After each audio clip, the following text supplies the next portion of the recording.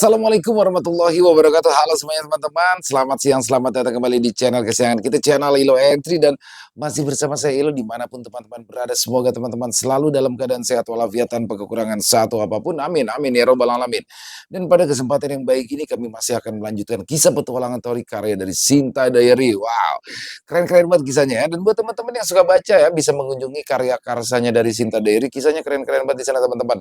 Dan sebelum kita masuk ke dalam kisahnya, buat teman-teman mungkin yang baru bergabung, kami ucapkan selamat bergabung dan bisa diklik dulu dong tombol subscribe-nya, jangan lupa lonceng notifikasinya dinyalakan agar teman-teman selalu mendapatkan notifikasi dari konten-konten yang akan kami upload di setiap harinya.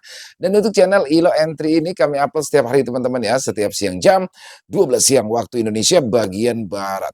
Gak pakai berlama-lama lagi, pasti udah gak sabaran kan untuk masuk ke dalam kisahnya. Kita langsung saja masuk ke dalam kisahnya dari halaman belakang rumah Bang Ilo. Kita menuju ke alam gaib sama rantu.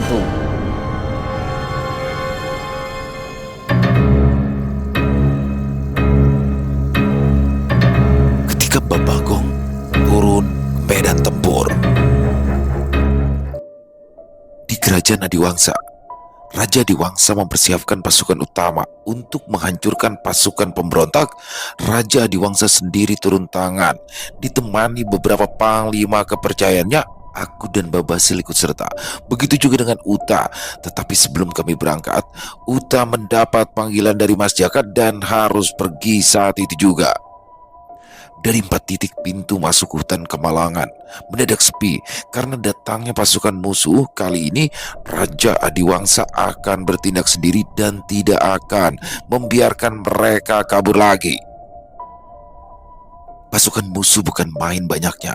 Mereka bukan berasal dari satu kekuatan saja, melainkan gabungan dari seluruh pasukan yang tidak setuju terpilihnya Raja Tunggal. Tentu saja, salah satunya adalah Raja Lingga, beberapa prajurit Kamaja, prajurit Orba, dan berbagai pasukan yang tadinya sebagai pasukan netral juga memilih bergabung dengan Lingga.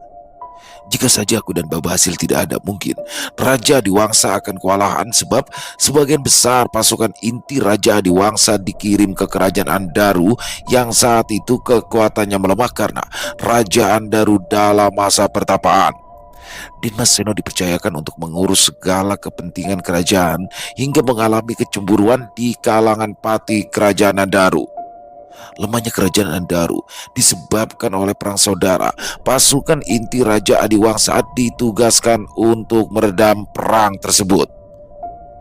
Basil, ketahuilah, kunjunganmu saat ini memberikanku keberuntungan.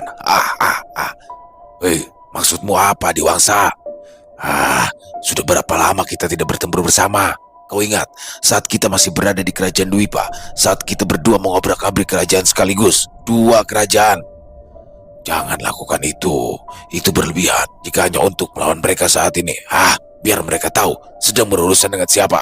Ya, akan terjadi kegemparan di jagat sama rantu jika kedua binatang buas ini bersatu. Apa yang akan terjadi dengan pasukan pemberontak dan apakah pasukan merah akan muncul? Kedua pasukan saling berhadapan. Terlihat jelas bahwa pihak Raja Adiwangsa tidak diuntungkan dalam hal jumlah, tetapi apakah dengan jumlah yang banyak mampu mengalahkan Raja Adiwangsa? Tentu tidak. 1 prajurit Adiwangsa setara dengan 5 prajurit biasa. Hal itu disebabkan karena pelatihan yang dilakukan. Prajurit Adiwangsa rata-rata berlatih di hutan Kamalangan, bahkan hutan Kamalangan seperti tempat bermain bagi mereka. Raja Adiwangsa sempat kaget setelah melihat sebagian pasukan Kamaja ikut bergabung dengan pasukan pemberontak. Alia, pemimpin kerajaan Kamaja saat itu, tidak mungkin menentang Adiwangsa. Kemungkinan besar pasukan Kamaja yang bergabung dengan pasukan pemberontak adalah prajurit yang setia kepada Ilda, Pri Hitam, salah satu panglima kerajaan Kamaja. Ilda lah yang menyebabkan Ratu Kamaja dan kakak Alia yang sebelumnya terpaksa masuk hutan Kamalangan karena dijebak oleh Ilda. Setelah Alia mengetahui bahwa kerajaan Adiwangsa akan diserang, Alia dan seluruh pengikutnya datang membantu. Raja Adiwangsa tidak menyangka bahwa kekacauan akan meluas. Hanya kerajaan Gentala dan Batara yang dalam kondisi damai, namun mereka juga tidak bisa bertindak untuk membantu. Mereka juga harus mempersiapkan diri jika saja serangan dadakan datang. Langit Samarantu merah berkedip, awan hitam pekat menggulung membentuk pusaran, kilatan petir menyambar ke segala arah tidak seperti biasanya. Semua mata memandang ke atas langit. Alam Samarantu memberikan peringatan akan adanya bencana yang besar. Yang mulia, aku akan turut membantu. Seluruh prajurit Kamaja yang mengikuti aku akan bertempur bersama Anda. Terima kasih, Alia. Aku khawatir alam ini akan mengalami situasi yang buruk. Kami percaya Anda akan membawa kedamaian di alam ini. Seburuk apapun situasinya, Anda pasti mampu menangani, dan kami akan berjuang mati-matian. Hei Adiwangsa, apa yang kamu khawatirkan? Di mana kepercayaan dirimu? Hei Basil, ini adalah perang. Mereka yang mengikuti percaya padaku, meskipun mereka tidak tahu akan menempuh maut atau kemenangan. Tidak bisa dihindari akan terjadi jatuhnya korban, tapi mereka mempercayaimu Adiwangsa. Ini adalah perang. Mereka tahu itu, lakukanlah sebagaimana kau seorang raja. Babasil maju di depan pasukan Adiwangsa. Dia berdiri di atas batu dan bisa dilihat oleh seluruh prajurit. Kemudian Babasil berucap, apa kalian semua siap? Kami siap. Siapa raja kalian? Adiwangsa. Siapa yang kalian percaya? Adiwangsa. Siapa yang kalian takuti? Adiwangsa. Jika begitu, tidak perlu takut dengan jumlah pasukan musuh. Akan kita lumat mereka. Babasil tiba-tiba mengucapkan kata-kata yang membuat pasukan sekutu bersemangat. Moral prajurit yang tadinya melemah langsung membara. Ucapan Babasil seakan memberi mereka kekuatan. Keraguan seketika lenyap, berubah menjadi tekad membara. Adiwangsa tersenyum dengan apa yang dilakukan oleh Babasil. Di sisi lain, di mana pasukan musuh berada, lihatlah kumpulan binatang buas itu. Mereka akan bungkam setelah tahu berhadapan dengan siapa. Aku tidak ada urusan dengan binatang buas itu. Semua bisa kau miliki, tetapi Kamaja adalah bagianku, Raja Lingga. Tenang saja Hilda, sepenuhnya Kamaja akan menjadi milikmu. Terima kasih. Sejujurnya aku tidak nyaman jika harus tunduk pada pasukan merah. Bagaimana denganmu? Tidak perlu dipikirkan. Setelah kita berhasil menguasai alam Samarantu, kita bisa mengusir pasukan merah ke barat itu. Untuk saat ini kita pura-pura tunduk. Saat ada kesempatan, akan kita musnahkan mereka. Kau memang sangat licik. Tetapi apa kau lupa, Raja Lingga? Mereka sangat kuat. Bagaimana kau bisa menyingkirkan mereka?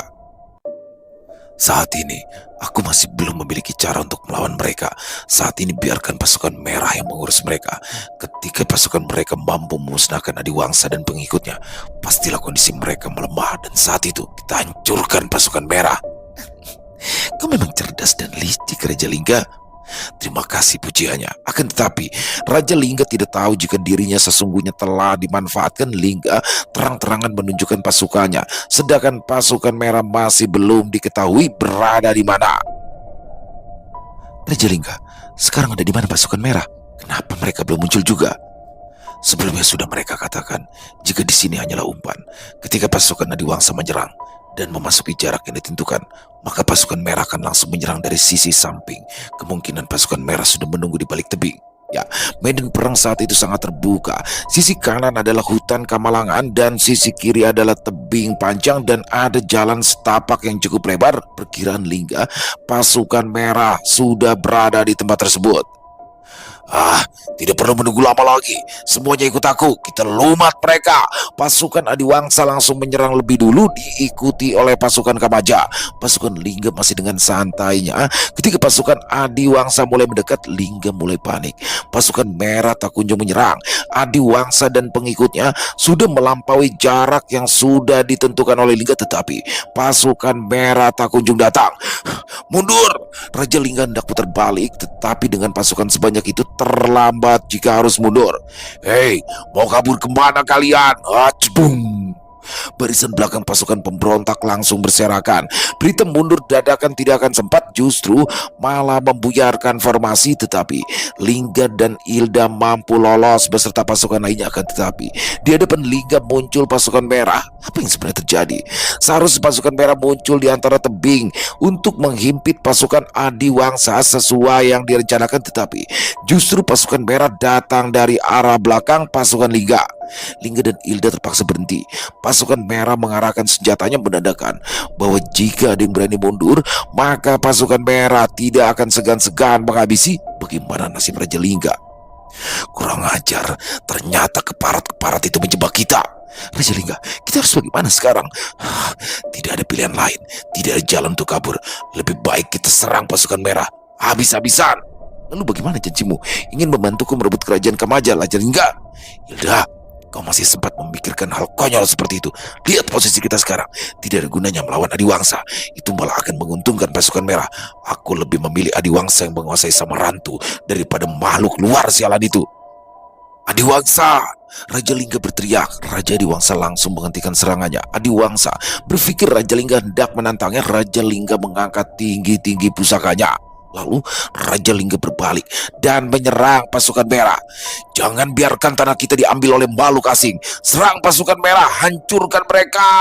Raja Lingga menengok ke arah Adiwangsa. Dari tatapan Raja Lingga, dia berharap Raja Adiwangsa bisa melanjutkan tekadnya untuk menghancurkan pasukan merah apabila dia gagal. Raja Lingga menatap ke atas langit. Mungkin ini adalah akhir baginya, tetapi setidaknya Raja Lingga bertindak dengan benar di akhir hidupnya. Dengarkan aku, serang pasukan merah ke barat itu, hancurkan mereka. Adiwangsa, kau tidak perlu ikut campur. Babasil mencegah Adiwangsa yang ikut campur membantu Lingga. Tapi sudah, biarkan dia bertempur secara terhormat. Itu pilihannya. Setidaknya dia berbuat baik kali ini.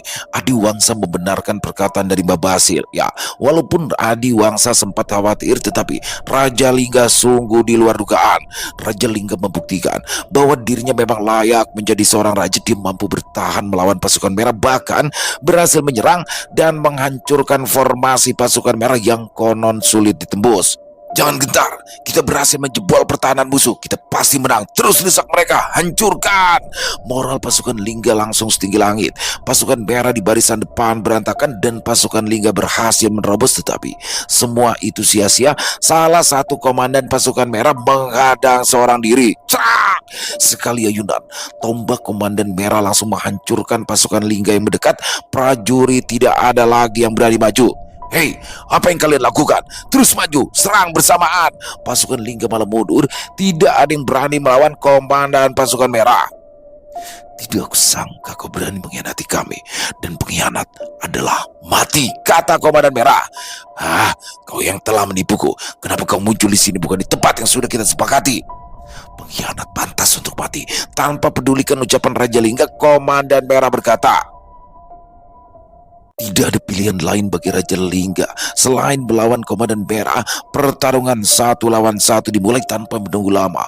Raja Lingga, raja terkeji, licik dan penuh muslihat, gugur di medan perang. Akan tetapi di akhir hidupnya ia masih sempat melakukan kebaikan yang membuat hati bergetar, serta alam Samarantu pun menangis.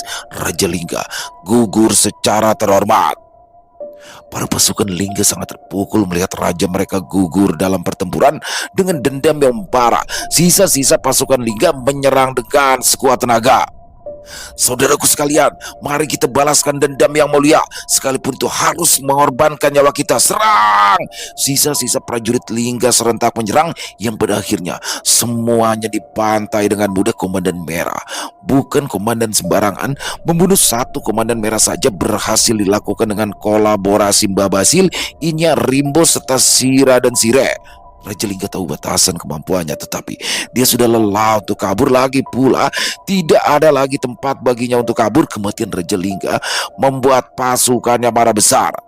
Tidak ada satupun yang tersisa dari pasukan Raja Lingga, sehingga Hilda memohon ampun pada Adiwangsa, dan Raja Adiwangsa lalu menyerahkan keputusannya kepada Alia. Kau sudah berdosa besar, Hilda. Aku masih bisa memaafkanmu jika saja kau meminta maaf saat kau berhasil keluar dari kemalangan. Tetapi kau malah berencana merebut kerajaan Kamaja. Kau harus mati hari ini demi kakakku. Tidak semudah itu membunuhku, Alia. Ilda langsung menyerang Alia ketika lengah. Niat ingsun, ajiku Komarageni. Cedak! Api Komarageni menghantam Ilda dan perlahan membakarnya. Ya, aku memang tidak seharusnya ikut campur, tapi Ilda sudah mencelakai banyak manusia, jadi aku sendiri yang akan menghabisi. Apa ini? Tolong! Ilda langsung berubah menjadi abu. Pengikut Ilda juga memohon ampun kepada Alia karena kesalahan ada pada Ilda. Alia pun memaafkan dan mereka diizinkan kembali bergabung dengan kerajaan Kamaja. Maaf jika aku ikut campur. Makhluk itu sudah mengorbankan banyak manusia, jadi aku sendiri yang harus memusnahkannya. Tidak apa-apa manusia, aku justru berterima kasih. Lingga, kematianmu tidak akan sia-sia. Aku pastikan mereka akan binasa. Raja Adiwangsa berucap dalam hati. Pasukan merah mendekat. Komandan merah berada di depan sambil menenteng kepala Raja Lingga. Pasukan Adiwangsa bersiap. Kedua pasukan sudah saling berhadapan dengan jarak 100 langkah. Lalu apa yang akan terjadi? Sementara itu, di tempat Tori berada, Mbak Bagong tertawa lebar.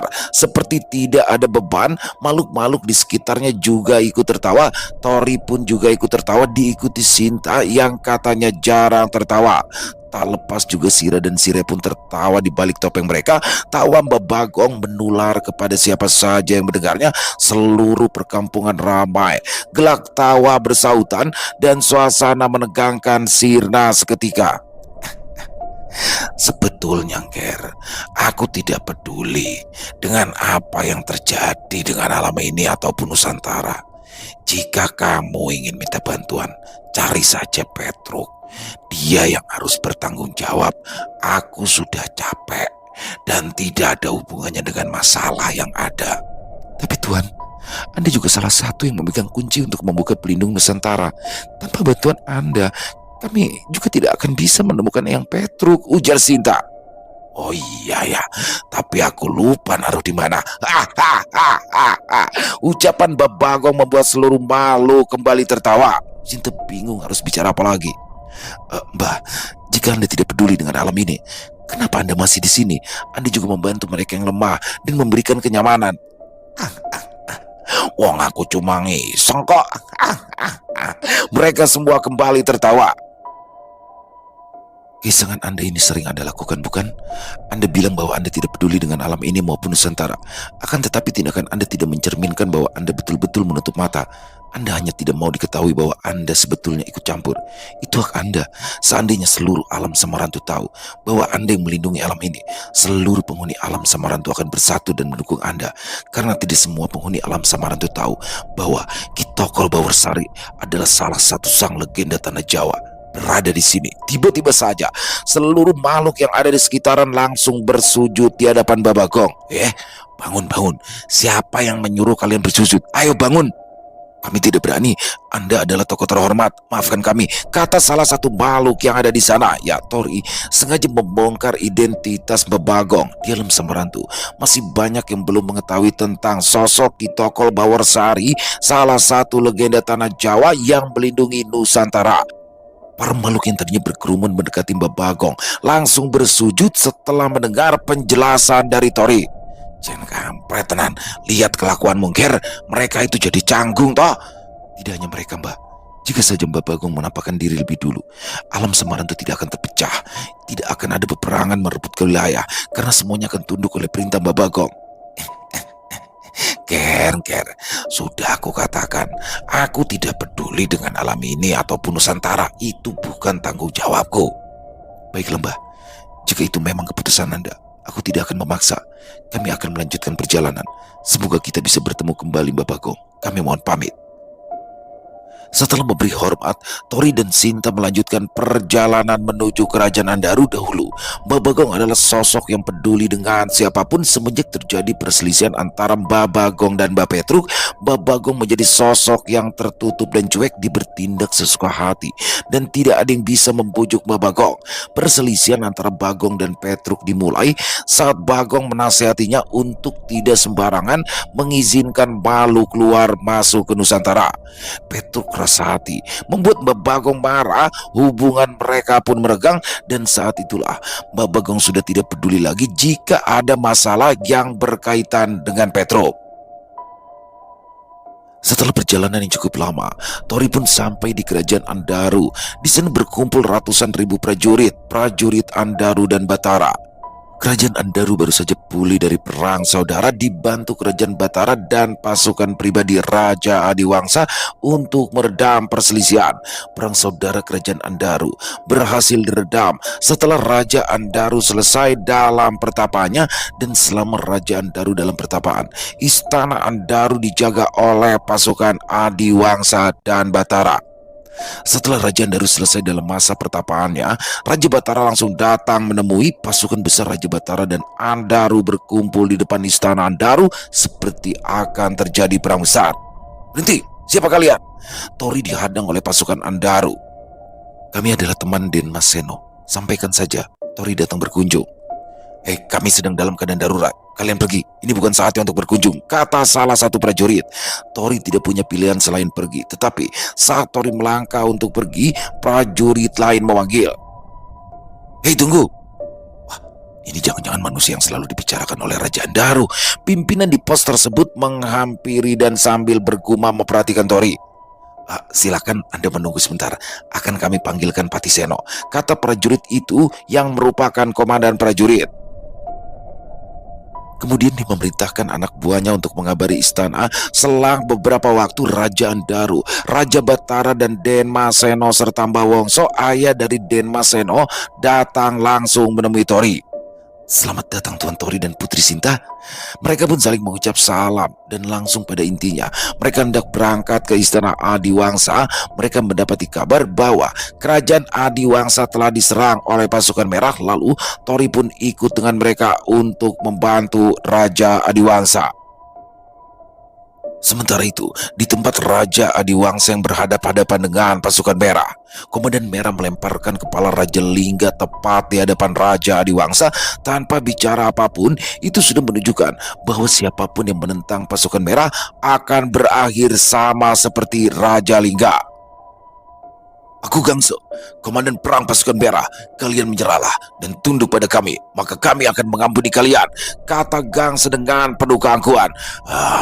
Kau pikir aku takut?" Raja Adiwangsa langsung menyerang. "Adiwangsa, hati-hati!" Jedat! "Adiwangsa!" Raja Adiwangsa kaget. Serangan penuhnya mampu ditahan hanya dengan satu tangan saja. Gangso tidak tinggal diam.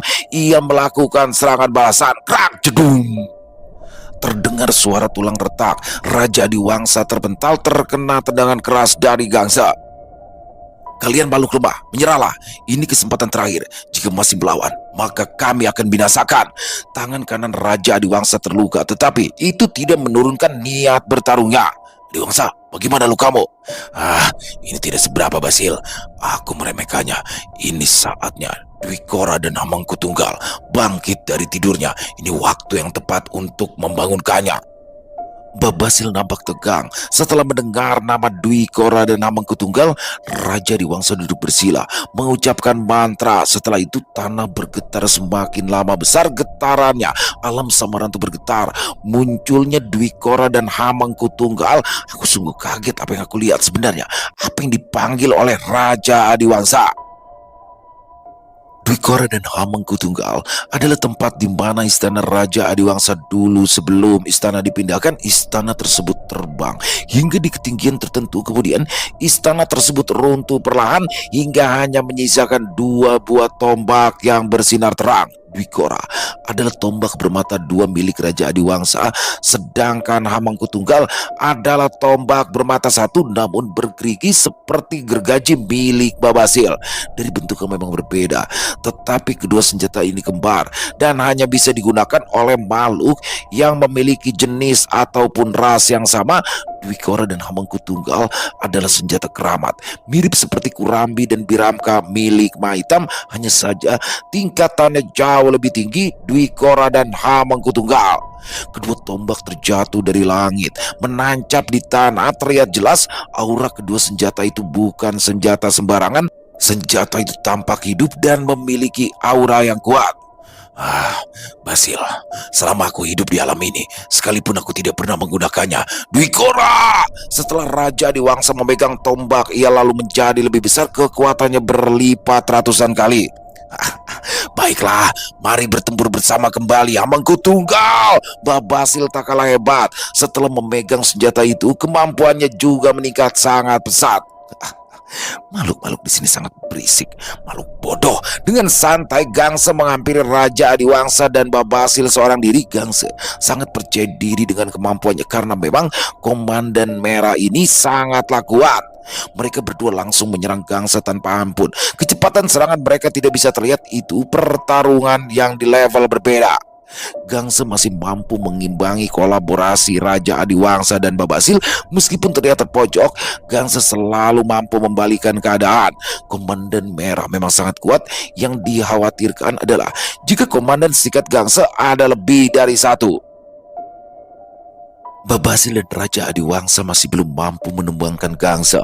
Mereka bertarung semakin menjauh hingga masuk hutan Kamalangan. Pandangan kami tertuju pada pasukan merah. Selama komandan mereka sibuk, pasukan merah tidak akan bergerak. Tetapi kekhawatiran mulai terbukti.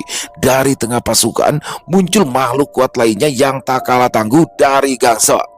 Aku Jilik, salah satu komandan pasukan merah. Kalian akan musnah hari ini. Saat ini aku mulai takut. Dengan kemampuanku saat ini tidak akan mungkin menang jika melawan pasukan merah. Apalagi ada satu komandan merah lagi. Jika saja Basil tidak menekan api surgawi, aku mungkin bisa lebih percaya diri. Tapi sekarang bukan saatnya untuk takut. Manusia, tidak ada jalan lagi untuk mundur. Apa yang akan kau lakukan? Tunggu apa lagi? Niat ingsun, ajiku Komarageni. Ya, memang tidak ada kesempatan untuk mundur. Pasukan merah sudah mendekat. Mundur mati, maju juga mati. Mana yang kalian pilih?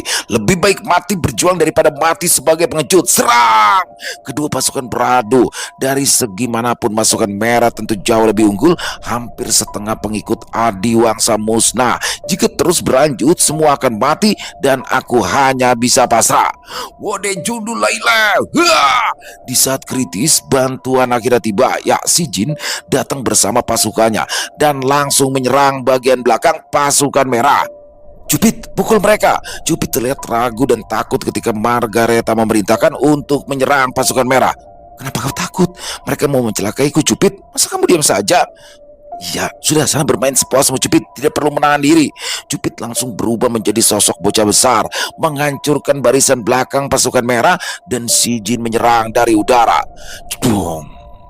Langit Semarantu tiba-tiba gelap, tertutup sesuatu yang berterbangan. Ya, itu adalah kumpulan naga pasukan dari Gentala.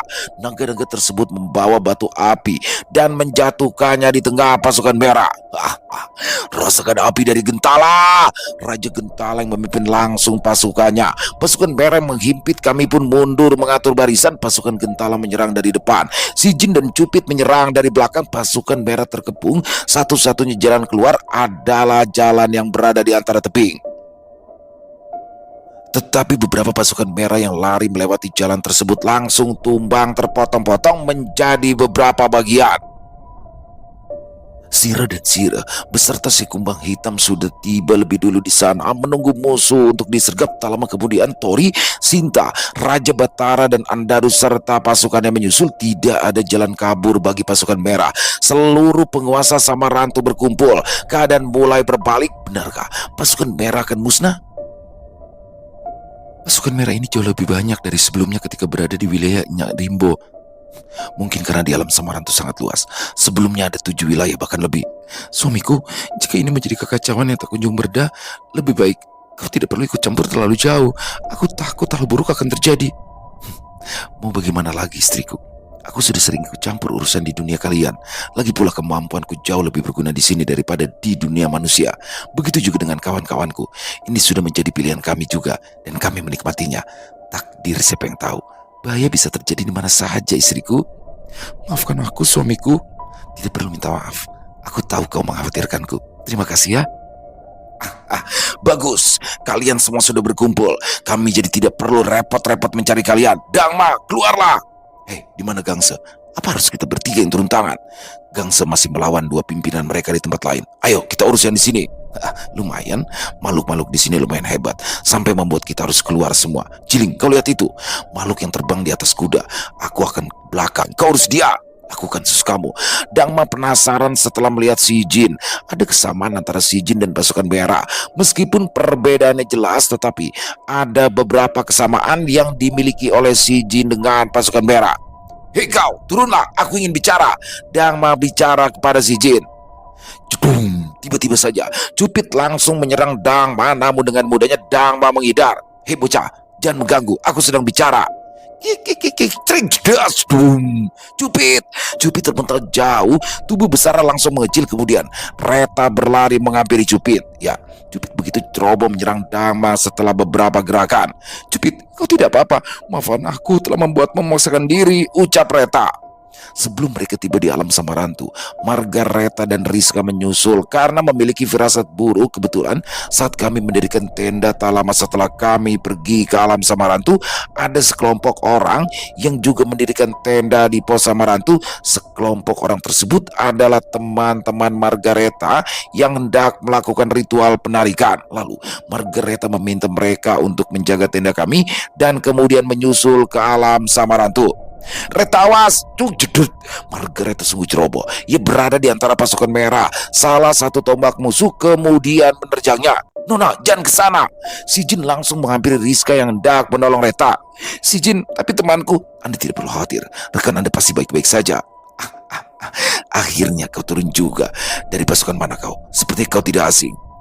Ya, dulu aku adalah salah satu panglima di tanah Xinjiang. Aku berbeda dengan kalian yang menerima kekuatan iblis. Aku menolak dan memilih pergi dari tanah kematian dan bergabung dengan pasukan bayangan. Pantas saja kau terlihat sangat tidak asing. Namun disayangkan kau menolak berkah yang diberikan dan memilih pergi. Tidak aku sangka, di sini aku bisa menemukan pengkhianat. Nona, menjauhlah. Baofeng, bawa Nona menjauh dari sini. Ya, Baofeng adalah kuda terbang si Jin. Rizka menaiki Baofeng dan menjauh dari medan pertempuran.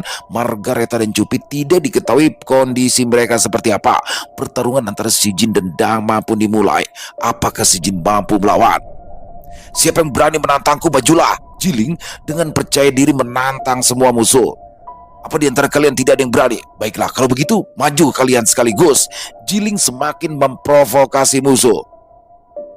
Kurang ajar, dia meremehkan kita. Biar aku yang menghadapinya. Tunggu Tuan Batara, biarkan kami yang mengurus, ujar Tori. Jika masalahnya adalah menyangkut pasukan Merah, itu juga menjadi masalahku. Kalian tenang saja, sementara jaga stamina kalian. Biarkan dia kami yang mengurus. Sira, siap Tuan. Kerahkan seluruh kemampuanmu, habisi tanpa beri ampun, mengamuklah sesukamu. Baik Tuan. Dia bukankah yang membunuh Orba? Sepertinya iya. Ini akan menjadi pertunjukan yang menarik. Sira langsung melepas jubah. Kedua tangannya menggenggam dua bilah pedang pendek yang menyala hitam kemerahan. Sira berjalan perlahan menghampiri Jiling. Semakin lama langkahnya semakin cepat dan auranya berubah menjadi tak terkendali. Oh, ada pemberani yang datang menantangku. Apa kau tidak tahu tentang aku? Aku adalah terang. Seperti biasa, Sira tidak suka dengan omong kosong. Sira langsung menyerang tanpa ampun. Untungnya Jiling dalam keadaan siap sehingga ia mampu menangkis setiap serangan dari Sira. Semakin lama serangan Sira semakin cepat dan tajam. Jiling pun masih mampu untuk bertahan. Namun sampai kapan Sira menyerang semakin cepat? Entah berapa kali serangan yang Sira berikan, Jiling masih mampu bertahan secepat apapun Sira menyerang. Hanya stamina mereka yang menjadi penentu. Hei, hadapi aku secara langsung. Kau berani menghindar terus, kau menjebalkan. Jiling sesekali membalas menyerang, namun hanya mengenai angin. Kecepatan Sira sungguh luar biasa. Jika saja Jiling tidak memiliki kemampuan bertahan yang kuat, Jiling pasti sudah habis terpotong-potong. Serangan Sira juga semakin lama semakin tajam dan kuat. Hanya menunggu waktu saja pertahanan Jiling dihancurkan. Jedar. Jiling mulai kesal dan menyerang membabi buta dalam kondisi Sira saat mengamuk. Hanya Jiling yang mampu bertahan selama itu. Jiling memang terbukti dia adalah komandan yang kuat. Kemampuannya memang tidak bisa diremehkan.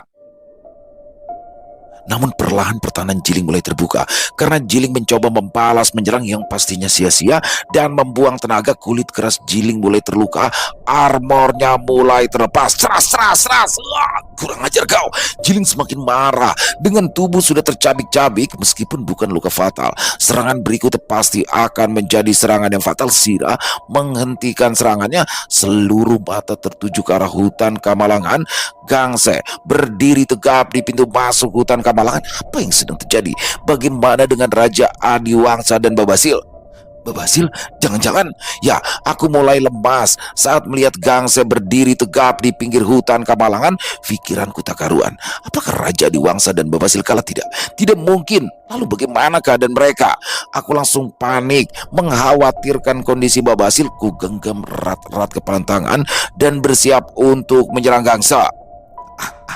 Gangsa, jika kau sudah membunuh mereka, segera bantu aku menangani makhluk keparat ini.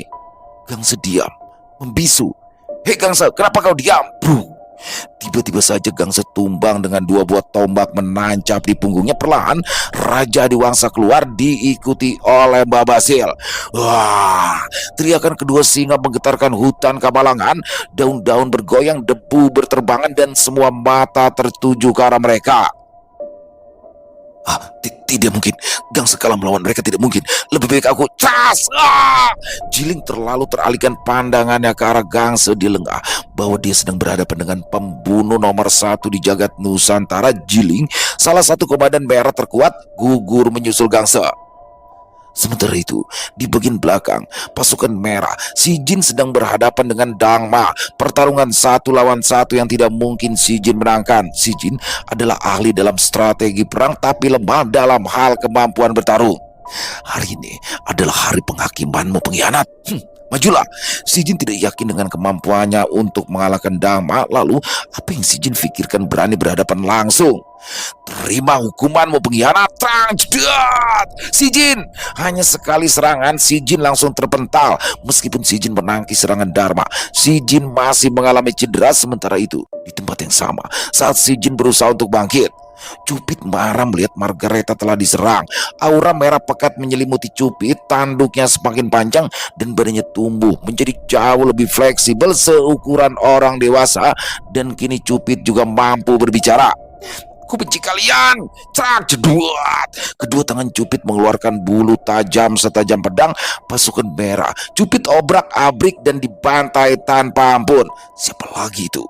Cupit langsung mengganti arah menyerang. Setelah melihat Dangma, Cupit langsung menuju ke arah Dangma, lalu menyerang tanpa ampun. Dangma dengan gesit menangkis semua serangan Cupit. Ya, Cupit juga makhluk yang sejenis dengan Sira. Ketika Cupit mengamuk, staminanya tidak ada habis. Dia akan terus menyerang hingga musuhnya benar-benar mati atau hancur sampai menjadi debu. Bocah gila, kau cari mati ya? Serang! Cupit terus menyerang Dangma tanpa henti. Ini adalah kesempatan Si Jin untuk mempersiapkan apa yang ia perlukan. Si Jin memang tidak sekuat komandan merah karena Si Jin menolak menerima kekuatan iblis, tetapi Si Jin juga memiliki anugerah yang diberikan oleh penguasa kayangan, atau dengan kata lain, penguasa langit yang ada di dalam gerbang surga. Dan inilah waktunya Si Jin menggunakan kemampuan yang belum pernah ia gunakan. Tidak ada yang tahu apa yang sedang Si Jin lakukan. Bahkan Rizka sendiri juga tidak tahu. Cupit masih terus menyerang Dangma tanpa henti. Namun Cupit memiliki batasan. Dia masih belum bisa mempertahankan terlalu lama saat kondisinya dalam keadaan mengamuk. Si Jin duduk di tengah pasukan merah.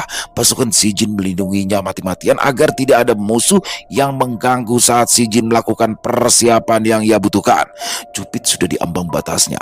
Serangan mulai melambat dan hampir saja Cupit terkena serangan fatal jika Cupit tidak kembali dalam keadaan awalnya. Saat Dangma melakukan serangan mematikan, Cupit langsung berubah menjadi kecil sehingga lolos dari maut dan langsung berlari masuk di kerumunan pasukan musuh. Dangma kesal. Ia langsung mengejar Cupit dan tidak menyadari bahwa Si Jin telah selesai melakukan persiapannya. Si Jin mendapatkan kekuatan yang luar biasa. Seluruh tubuhnya menyala diselimuti api putih. Pasukan Si Jin juga mendapat manfaat yang sama. Mereka menjadi sangat tangguh, melebihi pasukan merah. Dangma langsung menyadari adanya tekanan kekuatan yang besar dan menghentikan mengejar Cupit. Oh, jadi inilah kekuatanmu yang sebenarnya. Dangma langsung menghampiri Si Jin. Jika diukur kekuatan si jin saat menerima anugerah dari penguasa kayangan saat itu, kurang lebih setara dengan Babasil saat dalam keadaan marah atau transformasi terakhir Babasil. Bedanya, si jin bisa menggunakan kemampuan itu saat ia membutuhkan, sedangkan Babasil ataupun Raja Adiwangsa hanya dalam keadaan marah dan di ambang kematian saja kemampuan sejatinya bisa muncul. Si jin menjadi lebih tenang, tidak ada celah yang terbuka. Dangma menjadi hati-hati dalam bertindak dan tidak lagi meremehkan si jin. Kedua prajurit tangguh saling berhadapan, tidak ada lagi percakapan yang sia-sia. Mereka saling mencari kesempatan dan kelengahan lawan, dan tanpa aba-aba mereka langsung saling menyerang. Kedua senjata saling beradu. Ratusan serangan sudah mereka keluarkan. Tidak ada satupun yang kalah ataupun menang. Mereka seimbang dan sama-sama kuat. Ternyata kau mampu menghiburku. Tunjukkan kemampuan terbaikmu. Sialan kau bocah. Selagi Dangma menikmati pertarungan dengan si jin, Cupid mencari kesempatan untuk menyerang kaki Dangma. Lihat kemana kau? Shoot, jedang. Tusukan mematikan si jin tepat mengenai jantung Dangma. Untungnya Dangma dengan cepat menangkisnya. Meskipun Dangma tidak terluka parah, ia mengalami cedera yang serius saat itu juga. Bersamaan terdengarnya auman Raja Adiwangsa dan Babasil. Saat itu pula Dangma menyadari bahwa Gangse dan Jiling telah tumbang. Gugurnya kedua komandan pasukan merah membuat semangat pasukan sekutu untuk melakukan serangan balik. Sira yang tidak terkendali membantai seorang diri pasukan merah yang berada di garis depan, dan tidak ada yang berani ikut campur. Dari arah samping tebing, Denmas Seno dan pasukannya juga mulai menyerang. Margareta yang tadinya terkena serangan prajurit merah mengalami luka yang cukup serius. Rizka membantunya dan naik di punggung Baofeng. Kami yakin kemenangan akan berpihak kepada kami. Meskipun demikian, pihak kami juga mengalami banyak kerugian dan salah satu teman kami juga terluka. Jedang, jegerak. Tiba-tiba saja Sira terlempar lalu menabrak tebing. Kami semua terkejut dan mencari siapa yang mampu melempar Sira sejauh itu. Pertarungan serentak langsung berhenti. Sangat jelas bahwa Sira terlempar dengan pukulan yang kuat. Sangat aneh situasi saat itu. Pasukan merah telah kehilangan dua komandan mereka, tetapi mereka masih dalam keadaan kuat secara mental, sebab ketiga komandan merah itu bukanlah pimpinan tertinggi di pasukan merah. Aku tidak menyangka kalian sampai mampu memaksaku keluar. Sosok tangguh lainnya muncul. Ini berbeda dengan tiga komandan lainnya. Dia adalah Panglima Merah, pemimpin seluruh pasukan merah. Ada lebih dari dua komandan. Pasti ada pimpinan tertinggi di antara pasukan tersebut. Kami sudah di atas angin saat itu. Tiba-tiba langsung ketakutan setelah melihat Panglima Merah. Aura yang dipancarkannya berkali-kali lipat dari komandan merah. Satu komandan merah saja kami sangat kesulitan melawan. Bagaimana dengan pimpinan tertingginya? Sira langsung bangkit dan hendak menyerang kembali. Sira, cukup! Terlihat jelas bahwa Tori juga merasakan kecemasan. Ya, lawan kali ini bukanlah lawan sembarangan. Sira langsung berhenti. Ia mengurungkan niatnya untuk menyerang. Suamiku? Ya, ini sangat gawat. Adanya tiga komandan merah saja sudah membuat semua terkejut. Sekarang malah muncul yang jauh lebih merepotkan. Panglima Merah terbang di tengah pasukannya. Semua mata bisa melihatnya. Siapapun yang melihatnya pasti akan merasakan tekanan yang luar biasa. Teriakan Panglima Merah menggetarkan seisi Samarantu. Denmas Seno yang paling terdekat terpental bersama pasukannya. Hanya dengan teriakannya saja membuat kami semua kewalahan menahan hembusan angin yang menerjang. Sepertinya tidak ada pilihan lain. Suamiku, jangan kau lakukan itu. Ya, apa yang Tori pikirkan hingga Sinta mengkhawatirkannya. Kami masing-masing memiliki kemampuan andalan yang tidak akan kami gunakan jika hanya dalam keadaan terpaksa. Bukan hanya Tori saja, Reta dan Rizka juga memiliki kartu as yang tidak mungkin mereka gunakan kecuali terdesak. Tidak ada pilihan lain, istriku. Kawanku yang lain pun pasti akan melakukan hal yang sama. Jika begitu, aku juga tidak akan menahan diri. Sira, jika waktunya tiba, keluarkan seluruh kemampuan kalian. Baik Tuan, kata mereka serentak. Baik nak, situasi ini sangat buruk. Aku akan melepaskan segel api surgawi. Aku tidak ingin menyarankan, tapi tidak ada pilihan lain. Aku tahu mbak, ini nih yang aku tunggu-tunggu mbak. Begitu pula dengan Rizka dan Margareta, mereka juga harus siap dengan segala resikonya. Aku Daulin, pemimpin pasukan merah ini, karena kalian tidak ingin tunduk dan bahkan berani membunuh dua komandanku. Hari ini akan aku pastikan tidak ada lagi kehidupan di alam ini. Cegar! Gemuruh petir terdengar saling menghantam. Aura Daulin mampu merubah cuaca yang seakan langit menjadi gentar dan takut. Larilah sejauh mungkin dan aku pastikan itu akan sia-sia. Aku maksud jegar! Banyak omong semut merah ini. Tiba-tiba saja muncul sosok misterius yang kebanyakan tidak mengenalinya. Hanya dengan sekali pukul, Daulin langsung terkapar. Siapa dia? Banyak pasukan sekutu bertanya-tanya dan dia adalah hanya dengan sekali pukulan ringan, Panglima Merah Daulin langsung terkapar di tanah. Tidak diketahui bagaimana munculnya sosok tersebut. Tiba-tiba saja muncul di hadapan Daulin dan menamparnya hingga jatuh ke tanah. Kami masih tidak mengetahui siapa sosok tersebut. Hanya satu dari banyaknya makhluk di sana yang tahu akan siapa sosok tersebut, dan dia adalah Raja Diwangsa. Raja Diwangsa gemetar melihat sosok tersebut. Tubuhnya ambruk lalu menangis, diikuti para pengikutnya yang ikut menangis melihat sosok tersebut. Sosok tersebut adalah orang yang membuat Raja Diwangsa memiliki tekad untuk membangun sebuah kerajaan, dan pengikut Raja Diwangsa aslinya adalah pengikut dari sosok tersebut. Siapa sosok itu? Nyatanya aku juga tidak tahu. Sepertinya Yang Mulia Adiwangsa mengenalnya. Selama aku hidup, aku tidak pernah melihat Raja Adiwangsa bersujud kepada siapapun. Siapa sebenarnya makhluk itu? Raja Batara diselimuti penasaran. Tori dan Sinta hanya tersenyum melihat makhluk yang terbang di tengah-tengah pasukan merah tersebut. Sesaat kemudian, makhluk itu terbang menghampiri Tori dan Sinta. Makhluk itu menuju ke sini. Bersiap semuanya jika saja dia mengancam. Raja Andaru, Anda tidak perlu khawatir. Dia berada di pihak Samarantu. Apa Tuan Tori mengenalnya? Ya, aku mengenalnya. Tori lalu berjalan maju beberapa langkah. Begitukah? Siapa sosok itu Tuan? Dengan penuh penasaran, Raja Batara mengatakan. Anda nanti akan tahu sendiri Raja Batara. Sosok itu lalu turun tepat di hadapan Tori. Terima kasih nak, kata Kitokol Bawarsari atau Babagong. Terima kasih juga telah datang Mbah. Babagong tersenyum lebar, mata sipit, dan tangan kiri berada di punggungnya. Lalu Babagong terbang ke atas hingga semua makhluk bisa melihatnya. Kawan, kenapa kau ini? Memangnya siapa makhluk itu? Basil, dia adalah. Belum sempat Raja Adiwangsa selesai mengatakan, terdengar suara yang menggema. Dengarkan semuanya seluruh penghuni Samarantu. Aku adalah Ki Patokol Bawarsari, Bagong, Gerubuk, Astra Jingga. Ya, semua itu adalah aku. Seluruh makhluk Samarantu langsung bersujud kala mendengar nama tersebut dalam hati mereka. Mereka sangat bersyukur dan senang luar biasa bisa melihat secara langsung salah satu sosok legenda tanah Jawa.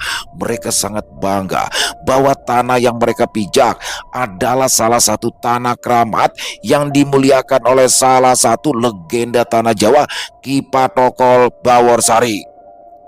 Mulai hari ini, wilayah ini ada dalam perlindunganku, dan pemimpin dari seluruh alam ini adalah kau nak. Terima kasih sudah mengemban amanat dariku selama ratusan tahun. Hamba merasa terhormat bisa diperintah oleh Anda.